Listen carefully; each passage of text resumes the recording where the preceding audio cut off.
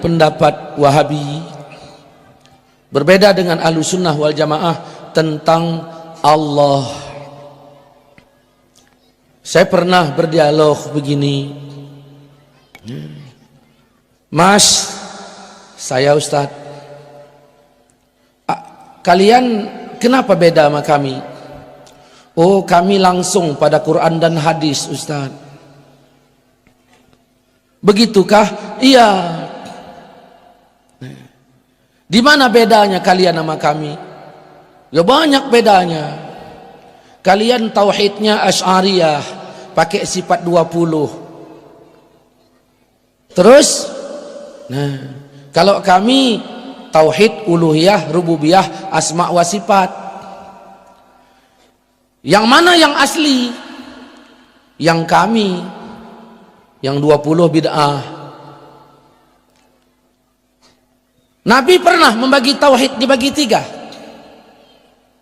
Tolong riwayat siapa? Nah, Nabi nggak pernah membagi tauhid jadi 3, Pak. Nggak pernah. Sahabat tidak pernah. Tidak pernah. Maka pembagian ini di abad ke-7 dilakukan oleh Ibnu Taimiyah.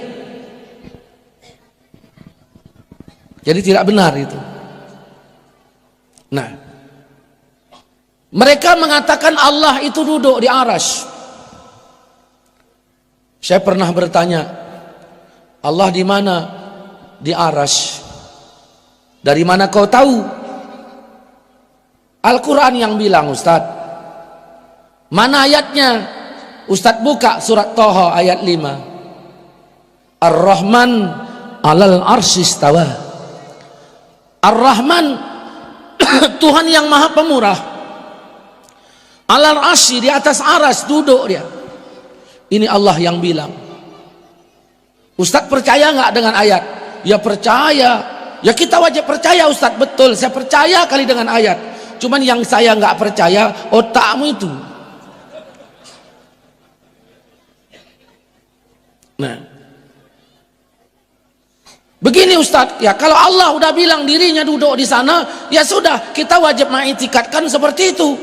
Kenapa begitu? Karena ini ayat, Ustadz. Siapa yang menolak ayat kafir. Kalau begitu kita wajib menerima ayat. Benar. Bagaimana kalau ku jawab Tuhan di Palestina? Loh, apa ada ayatnya? Kau baca surat Safat 99. Allah mengatakan di situ dalam ayat itu, inni zahibun ila rabbi sayahdin. Allah menceritakan perkataan Ibrahim yang dibenarkan Allah. Aku berangkat menjumpai Tuhanku. Berdasarkan ayat itu kemana Ibrahim pergi? Ke Palestina. Berarti ayat ini menunjukkan Tuhan di Palestina. Kali ini pembicaraan fokus kepada persoalan akidah lagi. Membahas akidah, yaitu akidah Ahlus Sunnati wal Jamaah. Akidah yang sesuai dengan Quran dan As-Sunnah. Akidah yang lurus, akidah yang berada di atas, yaitu sabilul mu'minin. Akidah yang menjunjung tinggi dalil-dalil Quran, menjunjung tinggi dalil-dalil dari sunnah Rasulullah sallallahu alaihi wasallam. Menanggapi Ustadz Maulana ya, yang berbicara tentang tangan Allah dan sebagainya, kemudian dibanding-bandingkan dengan sifat 20, sok pahlawan segala. Mungkin Ustadz Maulana ini tidak pernah membaca referensi, logika Mu'tazilahnya dipakai. Jadi kalau mau melihat cara berpikir Mu'tazilah, itulah Ustadz Maulana gitu. Bagaimana Mu'tazilah berpikir? Ya seperti Ustadz Maulana itu. Dia di dalam memahami agama, memahamkan agama. Jadi dia memahamkan agama sebagaimana agama yang dipahami secara akal-akalan oleh Ustadz Maulana, tidak berdasarkan referensi. Jadi agamanya adalah agama akal-akalan. Misalnya berkaitan dengan istiwa, dibanding-bandingkan dengan ayat yang tidak nyambung gitu, yaitu perjalanan Nabi Ibrahim ke negeri Palestina pada waktu itu. Ini kan tidak nyambung namanya ayatnya. Padahal ayat-ayat itu khobariyahnya tidak menyatakan Allah di Palestina. Tidak menyatakan, bahkan abu-abu ayat itu, istilahnya mutasyabih. Apa yang dimaksud? Para mufassir itu berbeda-beda tafsiran. Berbeda dengan istiwa. Itu ayat utuh. Ya. Istiwa itu ayat utuh dan diulang-ulang oleh Allah bukan satu kali, sampai 7 kali lebih di dalam Al-Quran diulang-ulang.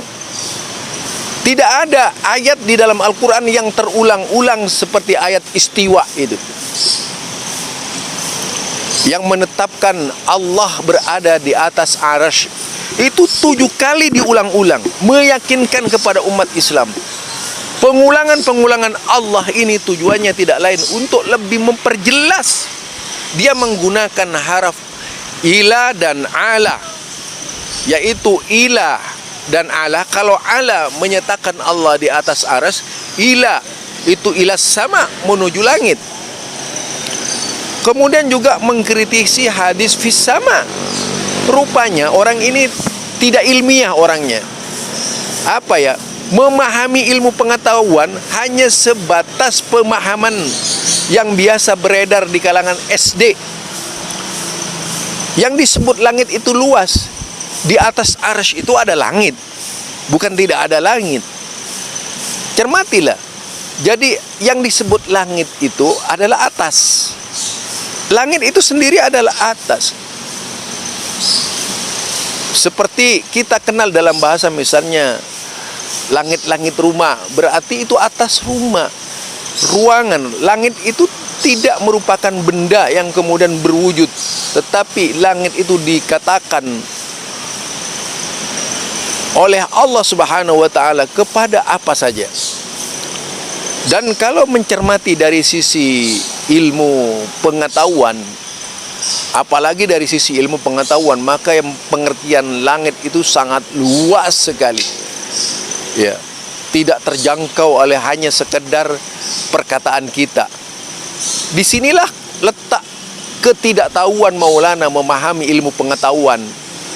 Jadi agamanya adalah agama ramalan, nerka-nerka, mistik, kayak memahamkan ilmu togel saja gitu. Harusnya kalau mau memahamkan agama kepada umat, seorang Maulana itu dia harus berbicara referensi para ulama. Bukan seenak-enaknya menjadi ulama. Harus menggunakan referensi para ulama-ulama. Di mana Allah? Bandingkan itu seluruhnya. Jangan berpendapat ngawur gitu, yang sama sekali tidak menunjukkan bahwa dia orang berilmu.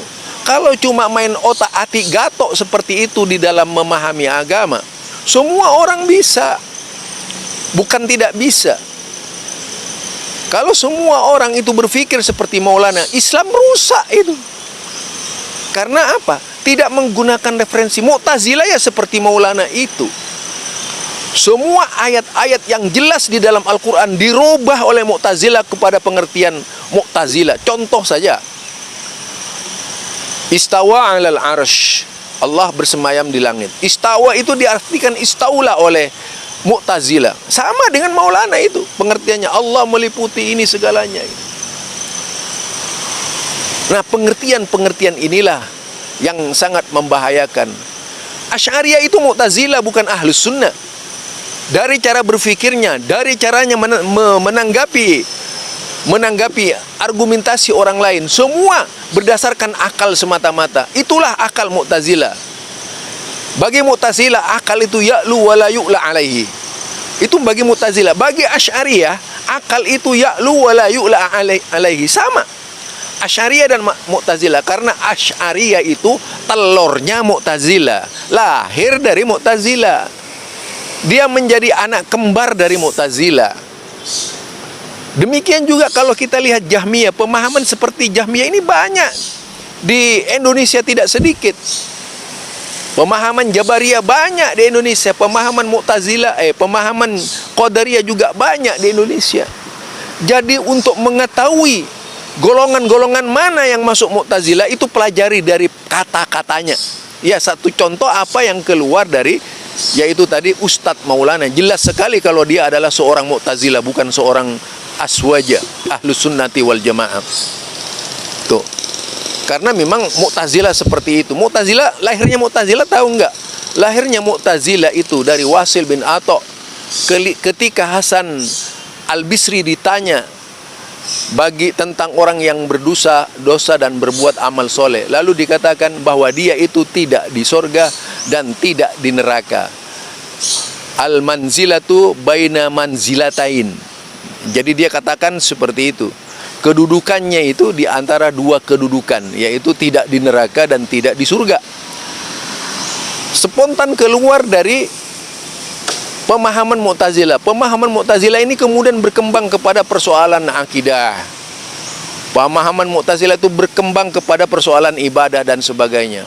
Sehingga tidak ada satupun yang lepas dari pemikiran Mu'tazilah di dalam rangka menguras pengertian-pengertian yang benar dari agama Islam. Barangkali ini saja dari saya tentang pemahamannya Ustadz Maulana itu, yang lebih mengandalkan akal, itu tidak ada bedanya dengan Mu'tazilah. Subhanakallahumma wa bihamdika asyhadu an la ilaha illa anta astaghfiruka wa atubu ilaik. Assalamualaikum warahmatullahi wabarakatuh.